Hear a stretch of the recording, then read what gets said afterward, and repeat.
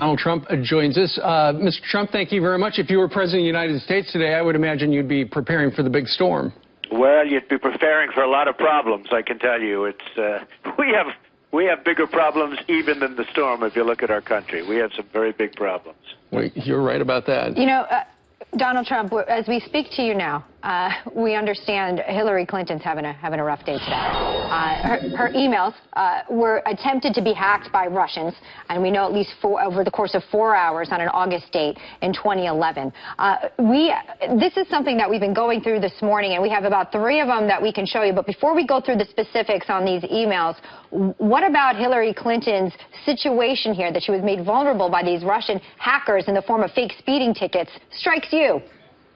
Well, look, the whole thing is terrible for our country. What she did as Secretary of State was ridiculous, and you know, she wanted total privacy for whatever reason. You would have had much more privacy the other way, but what she did is totally illegal. You look at what happened to General Petraeus, and as somebody who's a real expert on the subject said to me, he was 5% of what she did. It was nothing by comparison, and they destroyed his life. I mean, you know, they basically gave him a 2-year sentence. And what she did was totally illegal.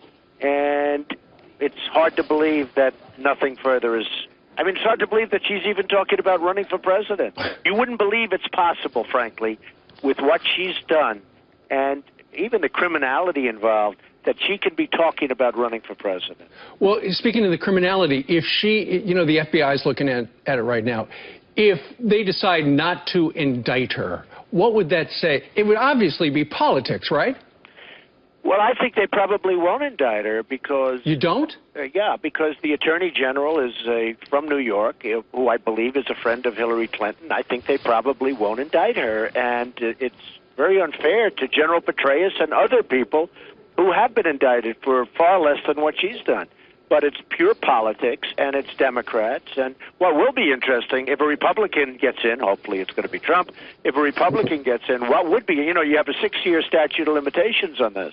What would be interested if the Republicans get in, what would happen to her? Would they go after her? Because then you would have somebody that would be, I'm sure, very fair, but they'd look at it fairly, and would that happen? She may very well have to win the presidency because she may have bigger problems if she doesn't. Right. Here's an example of the emails that emerged, and, you know, they're about 30% through. We're going to see drip, drip, drip. This is to Cheryl Mills, her assistant, who made the decision that the state will not use the terms mother and father, and it says substitute parent in 1 or 2. I'm not defending the decision, but I disagree with I knew nothing about it in front of this Congress. I could live with letting people in non-traditional families choose another descriptor, so as long as we retain the resumption of mother and father, we need to address this, or we will be facing huge Fox-generated media storm led by Palin et al. So she had no clue about what we actually were doing on Fox and Friends. But not the equality candidate that she is today. Now she did.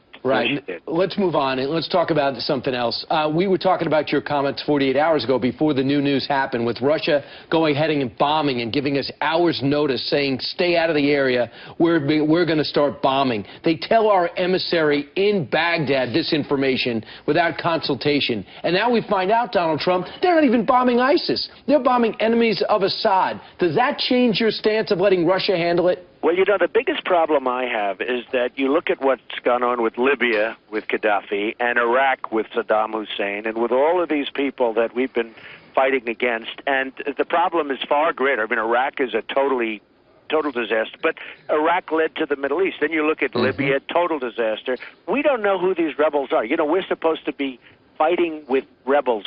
We have no idea. Some of the people, I spoke to one of the generals, they didn't even know who they are we're fighting for. Is it worse than Assad? What's going on? And I do say this, Russia destroyed itself. You know, when it was the Soviet Union, they spent so much money in Afghanistan, they got bogged down.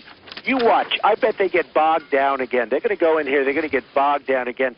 I really think, Brian, I understand your view, and I fully understand both sides of the picture. But I think we have to be very cool. Let's just see what happens. Don't move too fast. We're fighting for rebels that we have no idea who they are.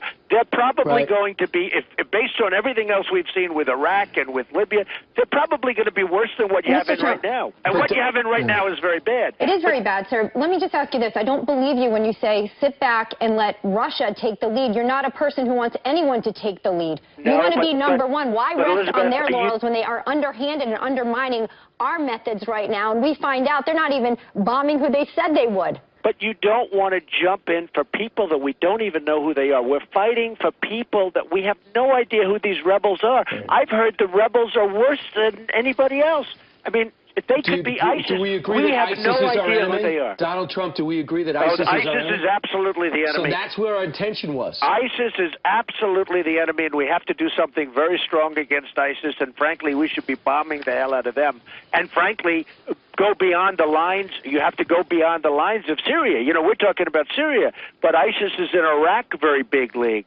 ISIS is all over the place. We have to be bombing ISIS. But I don't think we should act so fast. We can just slow it down a little bit. Let's see what happens.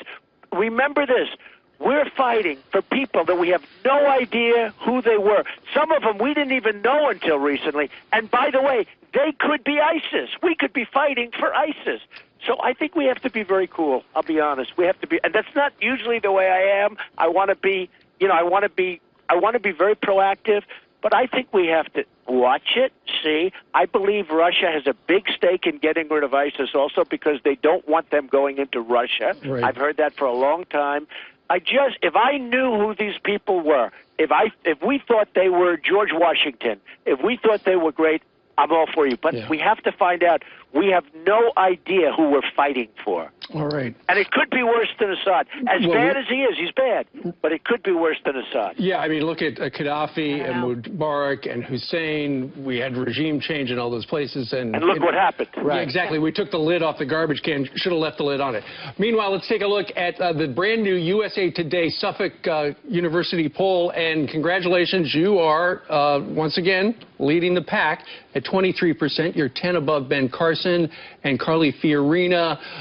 Marco Rubio has 9%, and it looks like you're about 3 times what Jeb Bush has right now. Well, I'm honored. I mean, I just see these polls coming out. We've had polls where I'm at 36 and 37. I guess they're online, so people don't like to report them, but I think they're really accurate polls. Right. And last night in New Hampshire, we had 3,556 people.